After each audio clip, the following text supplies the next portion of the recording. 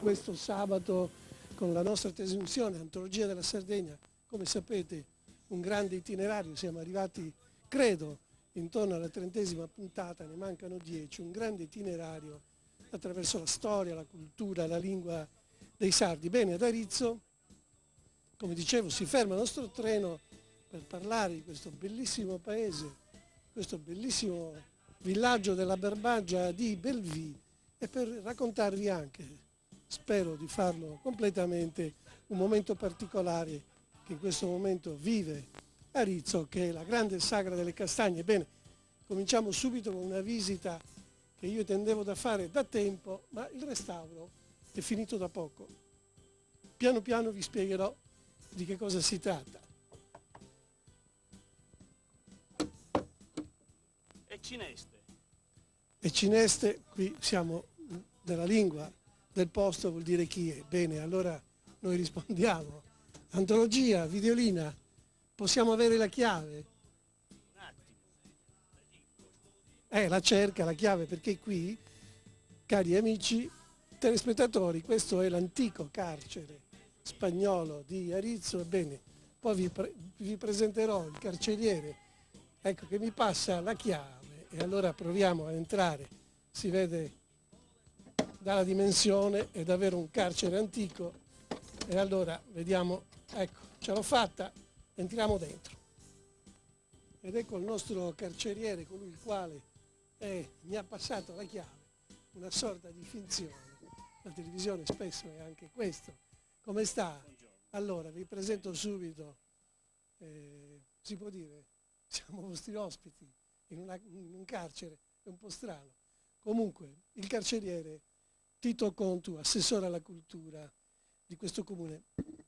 Come lei certamente saprà, spero che lei sappia, difficilmente Antologia va in giro a intervistare gli amministratori pubblici, un po' perché occupati, un po', è vero, perché siete pieni di problemi spesso, e allora si finisce solo per parlare di cose tediose. Allora, invece, assessore, complimenti. Questo restauro è davvero incredibile, bellissimo. Ci parli di queste carceri? Sono delle carceri spagnole, probabilmente del 1500, che hanno subito delle varie fasi di restauro nel tempo. L'ultima fase è recentissima, insomma, sono state restaurate, i lavori sono iniziati nel 99 e nel 2000, insomma, la consegna appunto dell'opera è venuta alcuni giorni fa. Come dicevo io all'inizio di questa trasmissione, contavo su questo restauro, l'ultima volta qui era ancora un cantiere, ho detto già dei nostri complimenti, sicuramente susciteremo la curiosità di molti telespettatori e vedrete che avrete il successo che meritate. Allora, assessore, intanto le restituisco la chiave. Grazie per averla passata. Allora entriamo dentro a vedere questo carcere. Cominciamo da qua.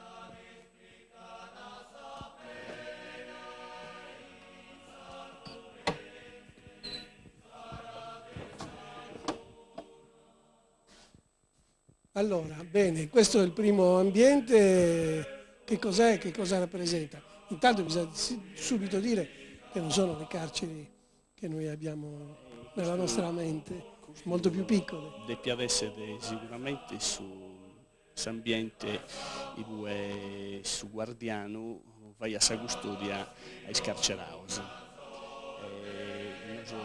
Questa è sa Zeminera, sa Vorredda, e sicuramente su Guardiano deve prima di tutto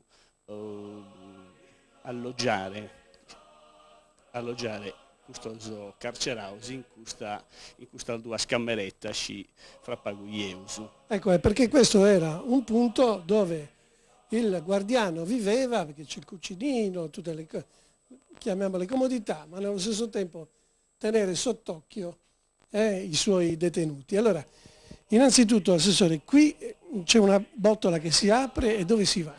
Allora, questa è una botola che praticamente andava nella cella di rigore.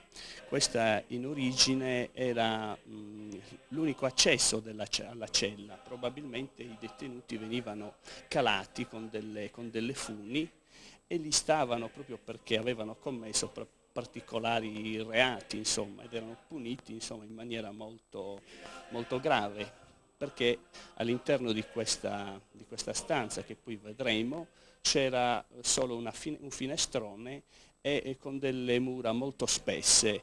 Il detenuto inoltre aveva anche un collare al collo ed una grossa catena per impedire qualsiasi movimento. Ecco, questo è un particolare davvero curioso, però entriamo in una di queste celle perché questo detenuto di cui stiamo parlando, qui in questa cella di rigore particolarmente severa, era collegato con un altro detenuto e quindi attraverso un buco che andremo a vedere, una catena, era davvero impossibile scappare.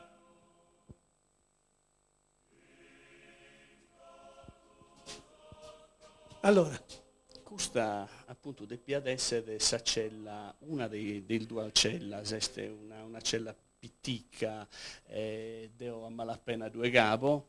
invece va bene per me.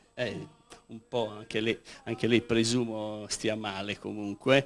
Este un aposento bittiche dedu, insomma, e come ti vi ho un anno prima, collegaia da questa cella, collegaia e spia collegata con un'altra cella, sa cella ci vi ho un anno prima, una cella del rigore. Qui ci due stessa cadena ci praticamente venia attaccata a su carcerau. Insomma. Ecco, questo era un estremo della catena e questo collare andava intorno al collo del carcerato che stava in questa cella, poi attraverso questo collegamento, questa grande catena, non vorrei fare dei danni, ecco, era poi collegata con l'altra stanza e quindi uno tirava l'altro e di qui non si scappava. Allora, Assessore, in comunicazione i due sicuramente i destini dei due detenuti erano legati tra di loro. I detenuti che sono stati in queste celle hanno certamente lasciato dei segni che voi avete sapientemente, anzi il restauratore, il muratore ha sapientemente conservato e sono più evidenti in questa cella a fianco. Allora, Assessore, prima di scendere giù per vedere che danno abbiamo procurato, andiamo qui a fianco.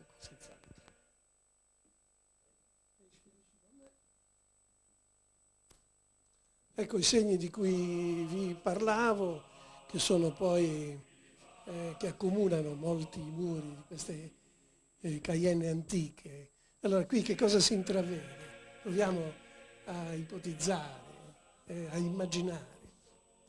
Probabilmente dei segni particolari che indicavano qualche datazione sicuramente, perché il tempo era difficile, anche se c'è un bel panorama all'esterno, sicuramente i segnali della prigionia segnavano, scusate il disturbo delle parole, però segnavano profondamente la vita di chi doveva sopportare, insomma, una punizione all'interno di questo piccolo ambiente, quindi segnava nella parete le varie i mesi, magari gli anni che aveva. Poi si possono notare probabilmente dei disegni così abbastanza elementari, noi diciamo, probabilmente qualcuno più elaborato che troviamo da questa parte.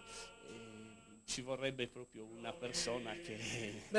La prossima volta ci porteremo un esperto di graffiti, certamente esatto. Hanno un significato, parrebbero, non so, dei bambini, quell'immagine, certamente potevano appartenere a quei vecchi disgraziati.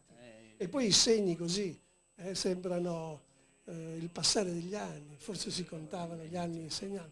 Bene, allora scendiamo giù davvero per chiudere questo nostro incontro.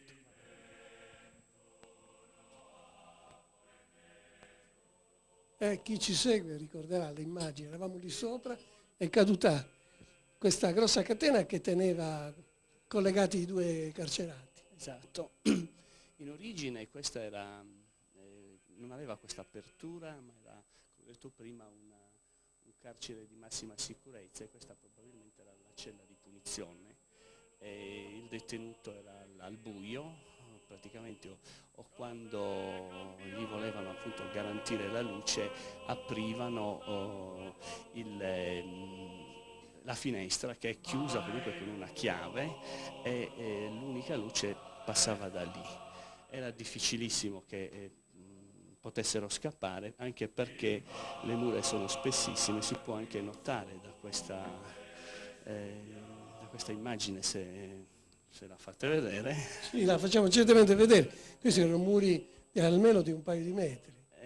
Il detenuto praticamente dormiva sopra questo tavolato, e una cosa che comunque verrà realizzata è la fogna, che era qua, perché è stata trovata qua e sarà ricostruita appunto in quest'angolino appunto. Bene, noi la ringraziamo per averci aperto queste carceri, siamo davvero tra le prime persone che hanno la fortuna davvero di visitare questo ambiente dopo il restauro. Noi adesso diamo la linea alla pubblicità e poi ci tuffiamo ancora nella grande cultura rizzese, per poi chiudere, come vi ho già annunciato, con la grande festa delle castagne.